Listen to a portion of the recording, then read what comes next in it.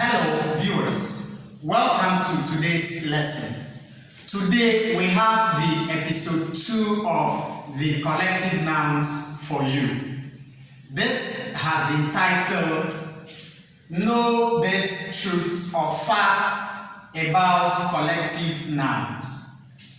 The first issue of discussion is some collective nouns conjugate their verbs on the basis of context. Before I explain this, let's look at some examples of collective nouns. We have jury, we have public, class, team, staff, panel, army, crew, choir, troop, etc. To explain the issue, we use these two sentences. The first one reads, the jury gives the verdict of the election petition. Then the second one reads, the jury give conflicting verdicts of the election petition. When we look at these two sentences, we realize the first one conjugates the verb in the singular form, but the second one conjugates it in the plural form. The reason is that for the first sentence, the verdict is given by the unit, jury. But the second one, it is rather the members of the jury that give conflicting verdicts. That is how come the first one conjugates the verb in the singular form, but the second one in the plural form. When we come to the second couple of sentences, we have the first one. The public has fought against the sexuality bill. And the second one, the public have different opinions on the sexuality bill. Here also, we have the public successfully fighting against the sexuality bill as a unit.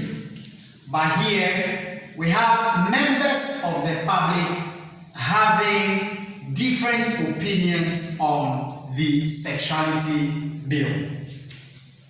When we come to the third couple of sentences, we have the class agrees on virtual teaching and learning. Then the second one, the class give different views on the virtual teaching and learning. Here, the verb agree is conjugated in the singular form, and here it is conjugated in the plural form. What it means is that here the agreement on the virtual teaching and learning was reached by the class as a unit. But over here, members of the class are giving us different views on the virtual teaching and learning. The second issue of discussion is some collective nouns are always plural.